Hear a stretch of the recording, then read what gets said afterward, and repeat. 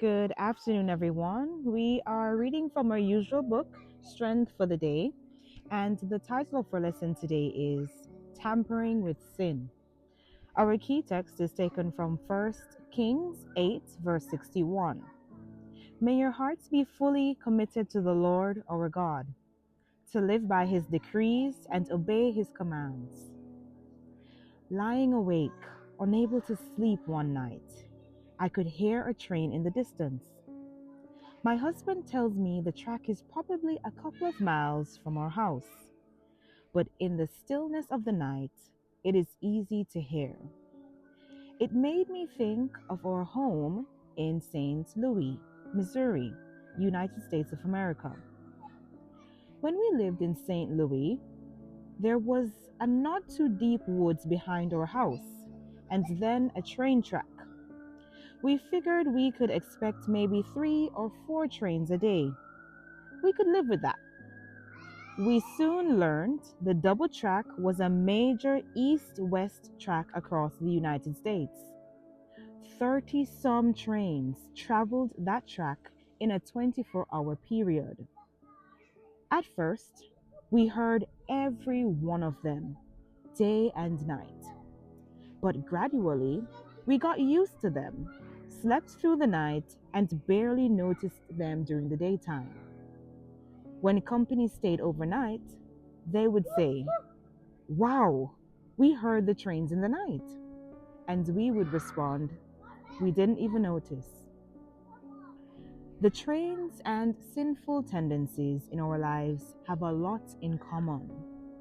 At first, we know that something we are thinking, reading, seeing, or doing is very wrong. But the longer we engage in the activity, the less evil it seems to be. The Holy Spirit's voice becomes less discernible. Judas loved Jesus and desired to be with him. He even felt a desire to change his character and life, and he hoped he would experience this by connecting with Jesus. But Judas did not come to a full and complete surrender because his heart was open to unbelief. The enemy supplied thoughts of questioning and rebellion. It was a gradual downward course for Judas.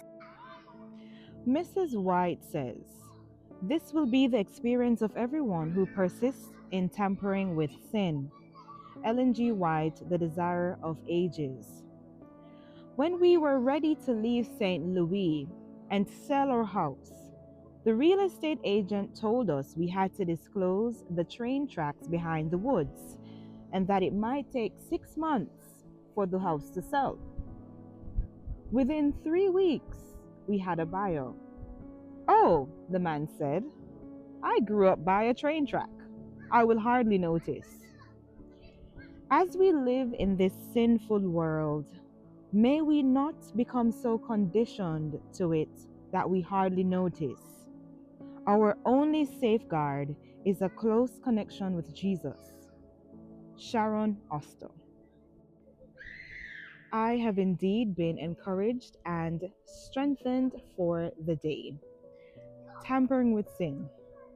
Haven't we all been there? And it's something that we have to become self-aware of. The little sins that we commit, the little fibs that we tell, and we have to recognize that no matter how little they are, they amount to great and catastrophic things in the future or even in the present.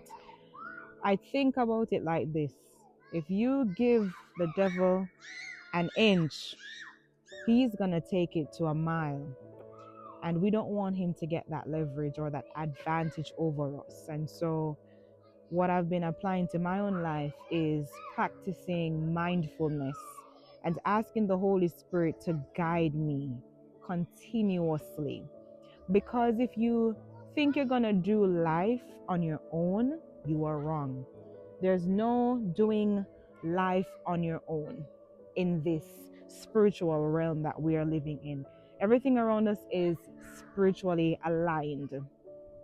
It's more spiritual than physical. And if you think you can fight a spiritual battle with carnal weapons, you're setting yourself up for failure. And that's the realization I've come to know. So I'm asking the Holy Spirit to just help me to be steadfast, unmovable in Him, in the Word, so that the little things that will separate me from God no longer will be a hindrance to my relationship with Him. The worst thing for me is feeling that separation. I get anxious when I feel like I'm far from God. I just feel so cold. I feel like I've left under His covering. And so when we find ourselves drifting, we have to crave that connection again. We have to run after Him. And He's waiting for us. He's left the 99 for the one. The one is me, the one is you. And so when we remember this, we don't listen to the lies of the enemy that we're not good enough and you've sinned too much for Him to love you. That's not the case. We have to be mindful that the enemy will feed us with lies. He will feed us with things that are not factual, and he will try to separate us from God's love. And nothing will separate us from God's love. His love for us is unending. And so let's be very aware that He is our adversary and He's going to do everything in His power to keep us away from the love of God. I also want us to remember that the little acts of sin, they add up in the long run. As you can see in the story, initially the sound of the train on the train track was an issue. But as they got used to the sound, it became like background noise. They didn't even notice it. And that's how sin sneaks up on us. After a while, when you keep doing the same thing over and over and over, telling that white lie or being unkind to someone, it becomes the norm. And it's like, oh, that's just how I am. No, that's not how you are. That's how the devil wants you to be. That's how the devil wants me to be. And so we have to take stock. We have to ask the Holy Spirit to give us that discernment to know that, look, this is not the way. This is not the path that God has for us. That's not the path He has for me. Put me back on the right path. I need to be back on the right path. So I hope that this has been encouraging to someone. It has encouraged me, and it's given me more awareness of the little things and how it can be such a big thing or a big impact on you initially, and then after a while it comes to naught. It comes to be something that you're used to, which we don't want that. So I hope that you've been encouraged. Thank you for tuning in, and I will see you again tomorrow.